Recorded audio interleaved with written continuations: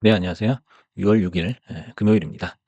어제 멤버십에서는 TSLZ, 테슬라 숏으로 30%의 수익이 발생을 했습니다. 그래서 오늘은 이제 추천주 리뷰 시간을 가져보려고 합니다. 그래서 이제 추천 종목은 GSK라는 종목이었어요.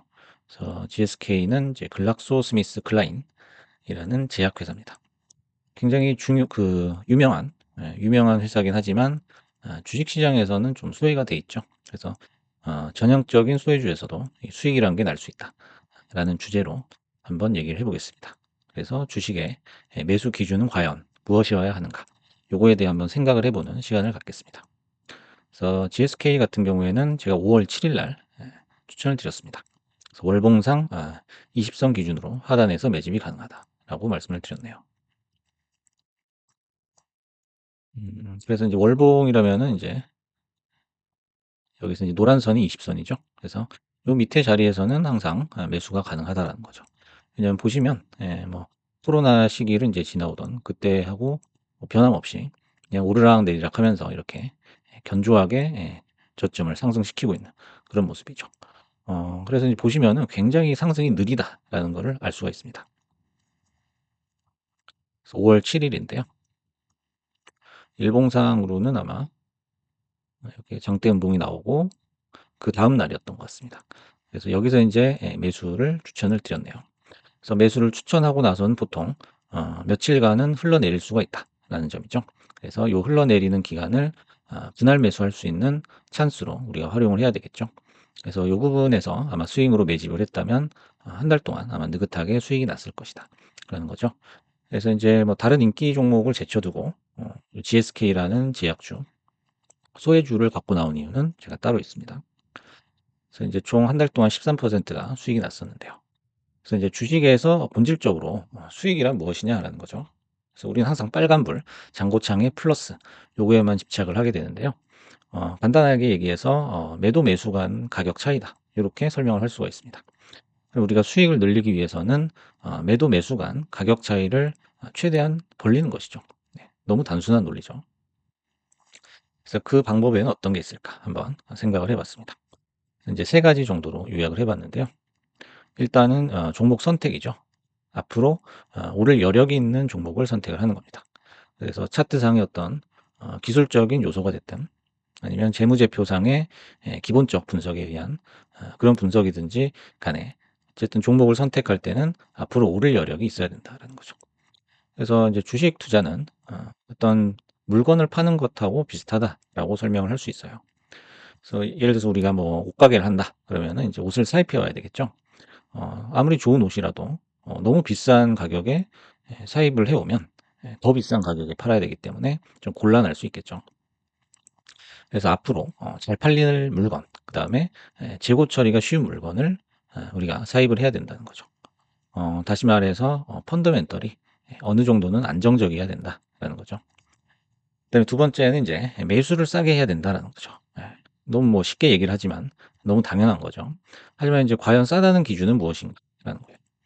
여기 보시면 이제 하향 추세가 돌아서는 시점이다라는 거예요. 그래서 주가 차트는 일정한 사이클이 있기 때문에 이렇게 내려오다가 이제 반등이 나오는 그 시기가 상대적으로 싼 가격이다라고 볼 수가 있어요. 그래서 이제 반대로 이렇게 올라가다가 내려오는 꺾이는 그 자리가 상대적으로 높은 자리다라고 볼 수가 있죠. 그래서 항상 추세를 우리가 확인을 해야 되겠다라는 거죠.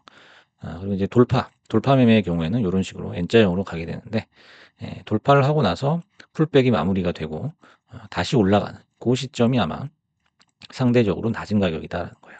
그래서 이제 가격만 보고서 100원짜리가 10원짜리가 됐으니까 싼 거야. 이렇게 접근해서는 곤란하다는 거죠. 항상 그 가격의 배경에는 추세라는 게 있다라는 거를 기억을 해야 되겠습니다. 세 번째는 이제 매도를 비싸게 해야 된다라는 거예요. 그래서 이제 요 다음 장에서도 설명을 드리겠지만 우리가 주식을 비싸게 팔려면 오래 가지고 있을수록 그 확률이 높아진다라는 거죠. 그럼 더 비싸질 때까지 내가 버틸 수 있어야 돼요. 예. 그래서 버틸 수 있어야 되는데 버티기 위해서는 결국 종목에 대한 확신이 있어야 된다라는 거죠. 그래서 결국에는 이제 1번 문제, 1번으로 다시 회귀하게 되는 거예요. 종목에 대해서. 그래서 1번, 2번, 3번을 생각하고 다시 또 1번으로 이렇게 순환이 되게 되는 거죠. 그래서 이제 만약에 더 비싸질 거란 확신이 없다면은 네, 그때 이제 목표가를 이제 설정을 하고 제한을 하고 매도로 마무리를 하게 되는 거겠죠. 그래서 제가 표를 하나 가지고 나왔는데요. 보유 기간에 따른 평균 승률, 그다음에 수익률을 통계를 내봤습니다. 최근 한 10년 정도의 통계고요. 데이 트레이딩은 횟수를 거듭할수록 손실이 누적될 확률이 매우 높다라는 거예요. 예, 요거 이제 제가 통계를 통해서 많이 체감을 했던 거고요. 이제 그 데이 트레이딩 같은 경우에는 이 수익비라고 하죠. 예, 손익비라고 하죠. 손익비. 그래서 손실이 100만 원 나도 수익을 150만 원 내면은 50만 원 수익이다. 요런 논리죠. 하지만 이 손익비를 높이기 위해서 엄청난 공을 들여야 됩니다. 그래서 연구를 하고 이걸 또 개선시키기 위해서 막대한 시간과 에너지를 투자해야 된다는 거죠. 하지만 결국 시간이 지남에 따라서 일반인은 시장에 질 수밖에 없다는 것을 깨닫게 된다는 거죠. 그 표를 보셔도 이제 1시간만 그 주식을 가지고 있을 때는 승률이 굉장히 낮습니다. 그리고 하루 가지고 있을 때도 생각보다 낮죠. 그래서 이제 승률이 양전하는 50%를 넘는 그때가 아마 일주일 정도다라는 거예요. 일주일. 그리고 1개월, 그다음에 6개월, 1년 지날수록 승률이 높아진다는 거죠. 승률이라는 거는 내가 보유한 주식이 해당 기간 동안 양전하는 그 확률을 얘기하는 겁니다. 밑에 보시면 이제 수익률이라고 나와 있는데요. 어, 내가 주식을 지금 샀어요. 그리고 1시간 동안 가지고 있으면 평균적으로 마이너스 3%였다는 거예요. 그래서 여러분들이 이제 뭐 추천주라든지 아니면 여러분들이 종목을 발굴해서 주식을 샀어요. 샀는데 바로 안 올랐어요. 그러면 이제 쉽게 실패라고 결론을 짓고 손절을 하는 경우가 많습니다. 많죠. 하지만 그렇게 섣부르게 손절해서는 안 된다라는 게 이미 통계로 나와 있어요. 그다음에 이제 하루 정도면 이제 수익률은 조금 낮아지죠. 아무래도 나아지겠고요. 그다음에 일주일 정도가 지나야 수익률이 양전을 하게 된다는 거죠. 그리고 이제 한 달 정도 가지고 있으면 유의미한 수익률을 찍게 되고요. 6개월 정도가 되면 두 자릿수로 올라가게 됩니다. 그래서 여러분들이 이제 뭐 크게 물리는 그런 경우가 있는데 대부분의 종목은 6개월 안에 복구가 된다라는 통계가 있습니다. 그리고 1년이 지나게 되면 시장 수익률을 많이 상회하게 된다라는 그런 결론을 얻게 됐습니다. 그래서 저 같은 경우에도 이제 단타를 이제 예전에 많이 치다가 스윙이나 중기 투자로만 이렇게 옮겨왔어요. 그래서 이제 스윙이나 중기 이상의 투자를 하면 좋은 점에 대해서 정리를 해봤습니다. 일단 첫 번째는 가격 변동을 나에게 유리한 쪽으로 바꿀 수 있다라는 거예요. 그래서 단타를 치거나 아니면은 처음부터 이제 100% 몰빵을 할 때는 가격이 흔들릴 때마다 엄청난 스트레스를 받죠. 마음이 동요하게 되죠. 하지만 이제 스윙이나 중기로 투자를 하게 되면은 분할 매수를 많이 하게 되죠. 그래서 평단 낮추기 작업을 통해서 힘을 들이지 않고 매수 매도 간 폭을 넓힐 수 있다는 거예요. 그래서 절대 매수를 한 번에 해서는 안 된다라는 거죠. 그래서 이제 보통 이제 주식을 매수를 하실 때 그냥 일단 사고 보는 경향이 있거든요. 그래서 이제 물린 다음에 엄청난 고민과 생각과 분석을 합니다. 예. 그거는 이제 순서가 바뀌었다는 거예요. 여러분들이 이제 매수하기 전에 매매 계획서를 쓰면서 많은 고민을 해야 된다라는 거죠. 네, 두 번째로는 이제 종목 검색이나 차트 보는 시간이 현격하게 줄어든다라는 겁니다. 그래서 이제 단타 치는 분들이 제일 많이 하시는 액션이 차트를 보는 거죠. 하지만 이제 차트를 본다고 해가지고 뭔가 유의미한 수익이 난다라고 볼 수는 없어요. 그래서 매매 계획을 세울 때만 컴팩트하게 시간을 쓰고 나머지 시간은 주식 이외의 활동을 할 수 있다는 것이 스윙 투자의 장점이죠.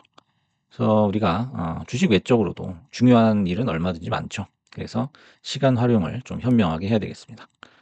그다음에 이제 세 번째 장점은 펀더멘털 훼손 관련 뉴스 외에는 크고 작은 주가 변동성에 마음을 졸일 필요가 없다라는 거예요. 그래서 매매 계획서에 미리 써둔 그런 이슈가 아니라면 그냥 넘어가면 되는 거거든요. 그리고 실제로 주가는 항상 이렇게 오르락 내리락 등락을 거듭하면서 회귀를 하게 돼 있죠. 중간선으로. 그렇게 되다 보면 이제 시간이 지나게 되고 장기 수익률이 높아질 수 있다라는 거예요. 그래서 이제 매매 계획에 기초한 믿음이 없다면 수익은 줄고 손실은 증대될 수밖에 없다라는 결론입니다.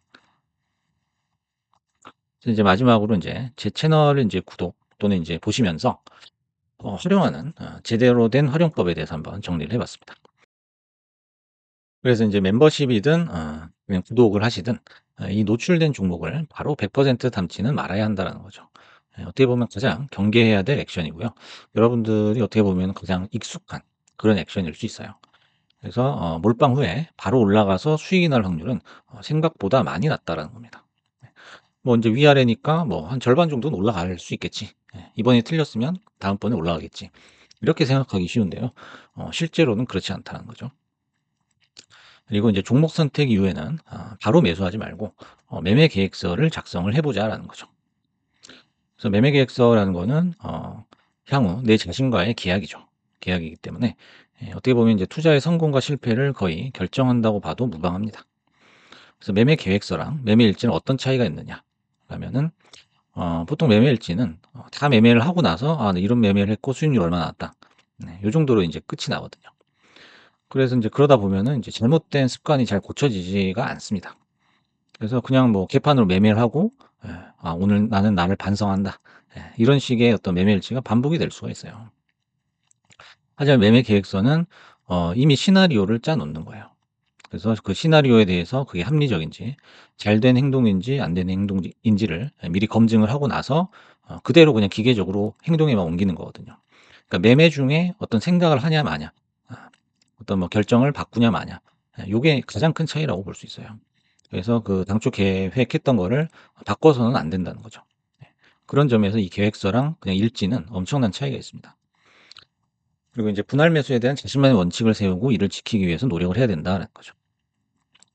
그래서 인제 뭐 추천을 했어요. 근데 그날 뭐 10%가 떨어졌어요. 하지만 이제 주식은 위아래로 30%는 언제든 움직일 수가 있어요. 다시 말해서 어떤 펀더멘털에 뭐 크나큰 훼손이 있어 가지고 주식이 떨어졌다. 그런 게 아니라면 사실상 손절이라는 거는 할 필요가 없다라는 거죠. 하지만 펀더멘털의 훼손이 있는데 그냥 뭐 그냥 믿음을 가지고 맹목적인 믿음을 가지고 손절도 안 하고 그래서는 안 되겠죠. 하지만 인제 펀더멘털의 훼손이 없다면은 굳이 뭐 등락을 거듭한다고 이걸 팔 필요는 없습니다. 네.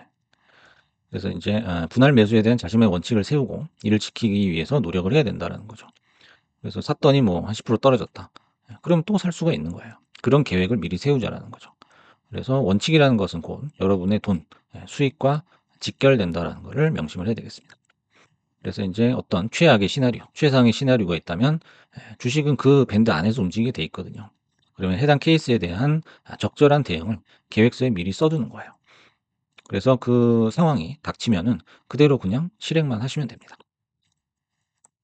그리고 인제 마지막으로 인제 수익은 시간과 겸손한 태도에서 나온다라는 거죠. 그래서 늘 느긋하고 여유로운 마음을 갖자라는 거예요. 그래서 '내가 이거 어제 샀는데 떨어졌네. 기분이 안 좋아. 되게 기분이 안 좋고 스트레스 받고. 어떡하지? 되게 불안해.' 이런 식으로 한다면은 장기 매매를 할 수가 없습니다. 장기적인 매매를 할 수가 없다는 거죠. 그래서 인제 이 표에서 보시듯이 여러분들이 어느 정도의 기간 동안 여유로운 느긋한 페이스를 지킬 수 있느냐. 여기에 사실상 모든 수익이 달려 있다라는 거죠.